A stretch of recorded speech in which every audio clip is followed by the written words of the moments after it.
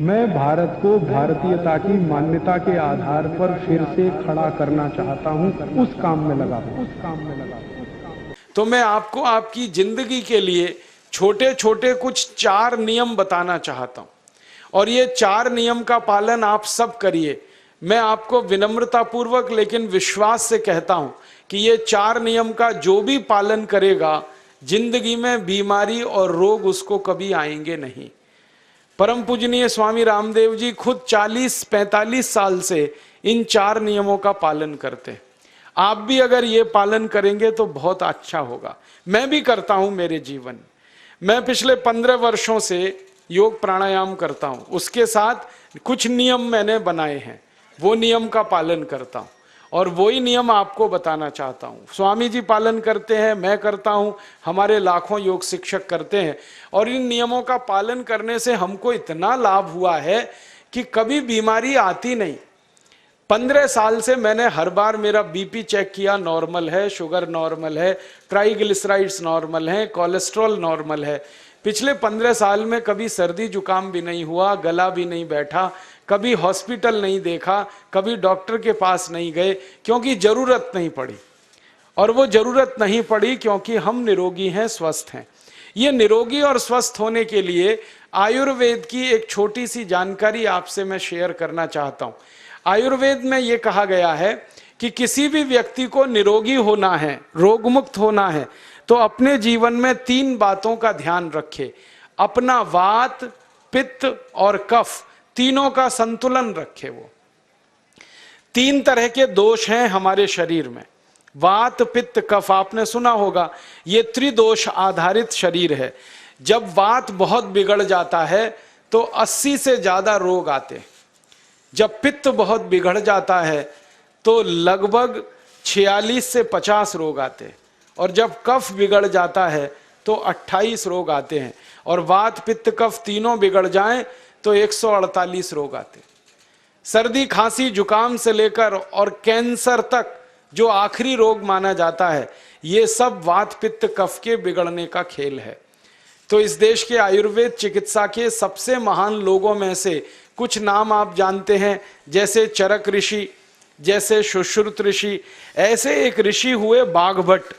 बाघभट्ट ऋषि ने एक पुस्तक लिखी है, उसका नाम है अष्टांग हृदयम, और एक पुस्तक लिखी है, उसका नाम है अष्टांग संग्रहम। इन दोनों पुस्तकों में उन्होंने 7000 नियम बताए हैं। उनमें से 4 बताता हूं, अच्छे लगे तो आज से ही पालन करो, और दूसरों को भी बताओ, ताकि कोई भी इन नियमों का पालन करे तो बीमार ही ना पड़े। ये चारों नियम हैं वात, पित्त और कफ को संतुलित रखने के लिए। अब वात, पित्त, कफ तीनों एक साथ आपके संतुलित रहें, तो उसके लिए पहला नियम है खाना खाने के तुरंत बाद पानी नहीं पीना। ये पहला नियम है। आप बोलेंगे ये तो बड़ी मुश्किल बात है, खाना खाते ही पानी पीते हैं हम तो सबके सब, और बिना पानी पिए खाना ही नहीं खाते। कई लोग तो खाने से ज्यादा पानी पीते हैं, खाना कम खाते हैं, पानी ज्यादा पीते हैं। ये खाना खाने के बाद पानी कभी भी नहीं पीना, क्योंकि महर्षि बाघभट्ट कहते हैं भोजनांते विषम वारी, माने भोजन के अंत में पानी पियो तो जहर के पीने के जैसा है। इसलिए वो कहते हैं कभी भी खाने के तुरंत बाद पानी मत पियो। अब आप मुझे पूछोगे क्यों नहीं पिए, कारण बता दो। कारण मैं बताना चाहता हूं सरल भाषा में। हम जब खाना खाते हैं ना, तो पेट में सारा खाना इकट्ठा होता है। पेट में एक स्थान होता है, उसको हम कहते हैं जठर। संस्कृत में, हिंदी में जठर कहते हैं, अंग्रेजी में उसको एपिगैस्ट्रियम कहते हैं, हिंदी में कुछ लोग उसको आमाशय भी कहते हैं। ये जठर छोटा सा स्थान है। आपके पेट में नाभि है ना, उसके लेफ्ट साइड में बाईं तरफ छोटा सा स्थान है। सारा खाना आपका इसी स्थान पर आता है। जो भी आप खाते हो, रोटी, चावल, दाल, सब्जी, दूध, दही, कुछ भी खाओ, सब कुछ जठर में आता है। अब जठर में जैसे ही खाना इकट्ठा होता है तो उसमें आग जलती, और उस आग को कहते हैं जठर अग्नि। मिला के बोल देते हैं जठराग्नि। आप जैसे ही खाना खाते हो, पेट में, जठर में अग्नि जलती है, वो अग्नि खाने को पचाती है, और अग्नि खाने को ऐसे ही पचाती है जैसे रसोई घर की अग्नि खाने को पकाती है। आपके रसोई घर में आप अग्नि जलाओ, उसके ऊपर दूध रख दो, दूध में थोड़ा चावल डाल दो, अग्नि जब तक जलती रहेगी खीर तब तक बनती रहेगी। आप घर में अग्नि जलाओ, उसके ऊपर पानी रख दो, उसमें दाल डाल दो, दाल की पकने की क्रिया तब तक चलेगी जब तक अग्नि जलेगी। ऐसे ही पेट में होता है, जैसे ही आपने खाना खाया पेट में अग्नि जलती है, और जब तक अग्नि जलती है तो खाने के पचने की क्रिया चलती है। जैसे रसोई घर में खाना पकाते हैं वैसे ही पेट में भी खाना पकता है, इसी को हम पचने की क्रिया कहते हैं, अंग्रेजी में उसको डाइजेशन कह देते हैं। तो आपने खाना खाया, पेट में अग्नि जल गई, अब वो खाने को हजम करेगी, पचाएगी। अब मुझे एक प्रश्न का उत्तर दो आप, कि जैसे ही आपने खाना खाया पेट में अग्नि जल गई और वो खाने को पचा रही है, तुरंत आपने गट गट गट गट पानी पी लिया और खूब ठंडा पानी पी लिया, बर्फ मिलाया हुआ पानी पी लिया, फ्रिज का पानी पी लिया, क्या होने वाला है? अग्नि जलेगी कि बुझेगी? अग्नि के ऊपर पानी डालो तो अग्नि और पानी की दोस्ती नहीं है, दुश्मनी है। पानी अग्नि को बुझा देता है। तो आपने खाना खाया, अग्नि जली, पीछे से गटगट पानी पी लिया, अब अग्नि शांत हो गई, अब खाना पचेगा नहीं, तो वो पेट में पड़ा पड़ा सड़ेगा, और सड़ा हुआ खाना 100 से ज्यादा विष पैदा करेगा, और वो 100 विष आपकी जिंदगी को नरक बना देंगे और जिंदगी भर आप बीमार पड़े रहेंगे। आपको मालूम है, कई लोग कहते हैं मुझे पेट में बहुत गैस बनती है। ये गैस उन्हीं को बनती है जिनका खाना हजम नहीं होता। कोई लोग कहते हैं कि मुझे पेट में जलन होती है, ये जलन उन्हीं को होती है जिनका खाना पचता नहीं। कोई कहते हैं कि मेरे पेट में एकदम गुम हो जाता है, फूल जाता है, ये सब वो लक्षण हैं जब खाना पचता नहीं। तो खाना पचेगा नहीं तो सड़ेगा, सड़ेगा तो विष पैदा करेगा, और वो विष आपको बीमार करेंगे। इसलिए महर्षि भागवत ने कहा, खाना खाते ही पानी मत पियो। समझ में आया? फिर आप बोलोगे कितनी देर तक नहीं पिए? कम से कम 1 घंटे तक। 1 घंटे बाद पानी पियो। आप बोलोगे जी 1 घंटा क्यों? ये जो अग्नि जलने की क्रिया है ये लगभग 1 घंटे तक ही चलती है पेट में, उसके बाद अग्नि अपने आप शांत हो जाती है, उसके बाद पानी पी लो। तो खाना अगर 10 बजे खाया तो 11 बजे पानी पियो, 11 बजे खाया तो 12 बजे पियो, 12 बजे खाया तो 1 बजे पियो, 1 घंटे बाद पानी पियो। अब आपके मन में यह सवाल आ सकता है कि खाना खाने के पहले पी लें क्या? हाँ पी लो, 40 मिनट पहले पेट भर के पानी पी लो। 10 बजे खाना खाना है, 9:20 पे खूब पानी पी लो, जितना पी सकते हो। 11 बजे खाना खाना है, 10:20 पे पी लो, खूब पानी पी लो, 40 मिनट पहले। आप और एक सवाल पूछ सकते हो कि अच्छा ठीक है, खाने के बाद पानी तो नहीं पिएंगे, कुछ और पी सकते हैं क्या पानी को छोड़कर?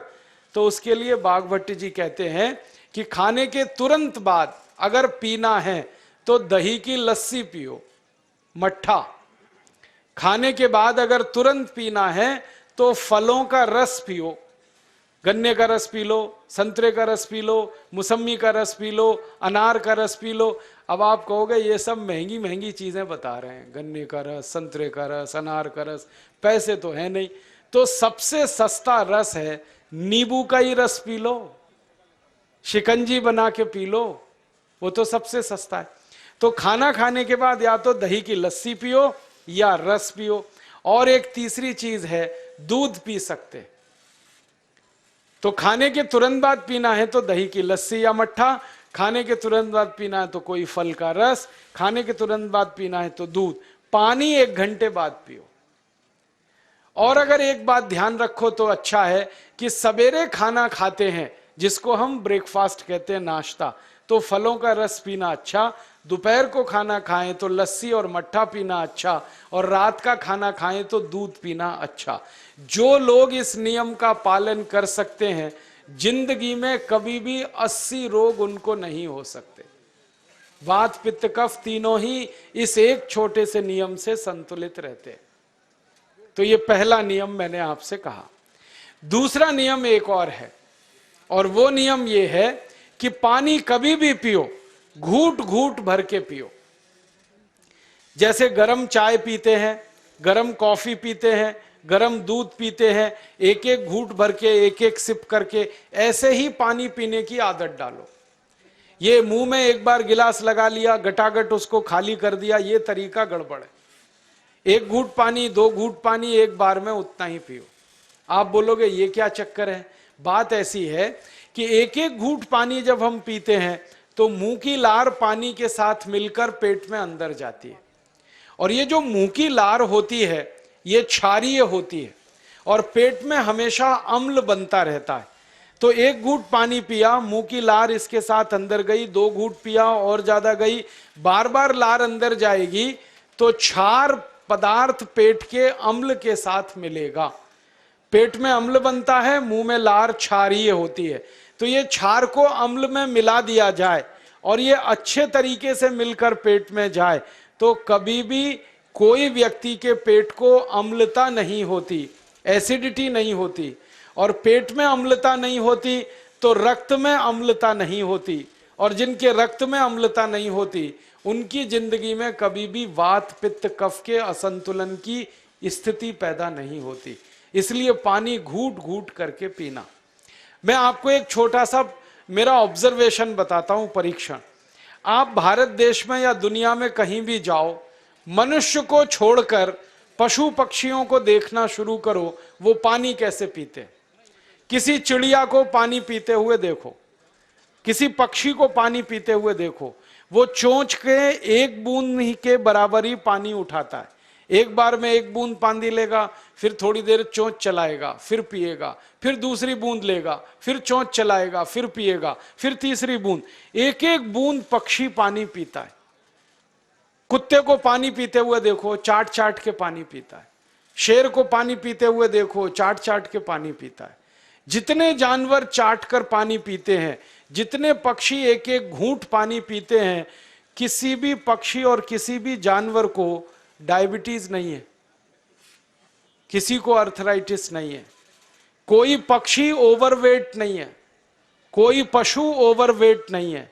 वो सब स्लिम और ट्रिम हैं, क्योंकि वो इतने होशियार हैं कि पानी चाट के पीते हैं या घूट घूट करके पीते।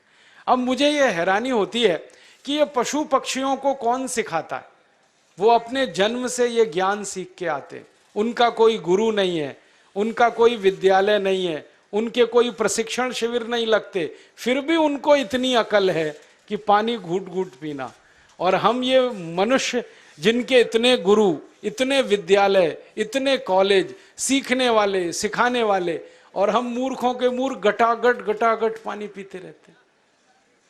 तो पानी पीने का तरीका बदल दो, घूट घूट भर के पानी पियो। ये दूसरा नियम है। तीसरा नियम है कि जिंदगी में कितनी भी प्यास लगे, ठंडा पानी कभी मत पियो। बर्फ डाला हुआ पानी, फ्रिज में रखा हुआ पानी, वाटर कूलर का पानी जिसका तापमान बहुत कम है, ये कभी मत पीना। क्यों? क्योंकि शरीर आपका गर्म है और पानी ठंडा है। अब होता क्या है वो मैं समझाता हूं सरल भाषा में। पेट तो गर्म है, अब इसमें ठंडा पानी डाल दिया आपने तो अंदर झगड़ा होता है। और झगड़ा क्या होता है? या तो पानी पेट को ठंडा करेगा या पेट पानी को गर्म करेगा। अगर पानी ने पेट को ठंडा कर दिया तो पेट के ठंडा होते ही हृदय ठंडा होता है, हृदय के ठंडा होते ही मस्तिष्क ठंडा होता है, मस्तिष्क के ठंडा होते ही आदमी ठंडा होता है, और आदमी ठंडा होते ही राम नाम सत्य होती है। आपको मालूम है जब शरीर ठंडा पड़ जाता है तो घर में भी नहीं रखते, निकाल के बाहर सड़क पर रख देते। जो घर आपने बनाया अपनी मेहनत से, शरीर के ठंडा पड़ते ही निकाल बाहर करते हैं उस घर में से, और फिर चिल्लाने लगते हैं लेके जाओ, जल्दी लेके जाओ, इसको जला के आओ। माने ठंडे शरीर की इज्जत नहीं है। तो ठंडा पानी क्यों पी रहे हो भाई? बंद कर दो। कोई जानवर ठंडा पानी नहीं पीता, कोई पक्षी नहीं पीता। तो आप ये ठंडा पानी पीना बंद करो, सादा पानी पीना शुरू करो। और गर्मी के दिनों में बहुत अगर आपको तकलीफ है तो मिट्टी के घड़े का पानी पी लेना, फ्रिज का और बर्फ का नहीं पीना। ये तीसरा नियम है। और चौथा और आखिरी नियम है कि आप सवेरे ही सवेरे जब सोकर उठते हो तो सबसे पहले पानी पियो।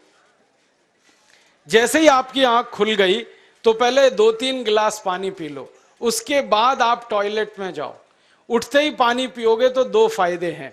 पहला फायदा यह है कि पानी पेट में जाकर बड़ी आंत को साफ करता है, और जैसे ही बड़ी आंत की सफाई होगी पेट पे दबाव पड़ेगा और आप संडास घर में जाएंगे, 2-3 मिनट में पेट आपका साफ हो जाएगा। जिनका पेट सुबह एक बार में साफ हो जाता है उनकी जिंदगी में कभी रोग नहीं आता। इसलिए सुबह सुबह उठते ही पेट साफ होना जरूरी है। और उठते ही पानी पियोगे तो मुंह की जो लार है वो पानी के साथ मिलकर अंदर जाएगी। सुबह पेट में एसिड की मात्रा ज्यादा होती है, इसलिए लार का पेट में जाना बहुत जरूरी है। इसलिए सुबह उठते ही पानी पीना बहुत जरूरी है। ये 4 नियम हैं आयुर्वेद के। पहला नियम, खाना खाने के 1 घंटे बाद पानी पीना। दूसरा नियम, पानी को हमेशा घूट घूट भर के पीना। तीसरा नियम, कभी भी जिंदगी में ठंडा पानी नहीं पीना। और चौथा और आखिरी नियम, सवेरे उठते ही सबसे पहले पानी पीना। 4 नियमों का पालन जो भी अपने जीवन में कर सकता है वो वात पित्त कफ तीनों को संतुलित रख सकता है। और जिसका वात पित्त कफ संतुलित है उसके जीवन में बीमारी नहीं आती है। और जो बीमार नहीं पड़ते हैं वो स्वस्थ और तंदुरुस्त और सुखी रहते हैं। उनकी जिंदगी का खर्चा कम होता है और देश का भी बहुत सारा पैसा बचता है। आपको शायद मालूम है या नहीं, 1 साल में हम जब बीमार पड़ जाते हैं भारतवासी, तो साल का करीब 6 लाख करोड़ रुपया हमारा खर्च हो जाता है उन बीमारियों का इलाज करने में। इसलिए इतना पैसा फालतू में हम खर्च करें हर साल 6 लाख करोड़, ये बहुत बड़ी रकम है। इससे बेहतर ये है कि हम बीमार ही नहीं पड़ें और स्वस्थ रहें, सुखी रहें। दोस्तों, सबसे पहले तो चैनल सब्सक्राइब करें, फिर लाइक, कमेंट और शेयर करें। और हाँ, हमारा एंड्रॉयड ऐप डाउनलोड करना ना भूलें।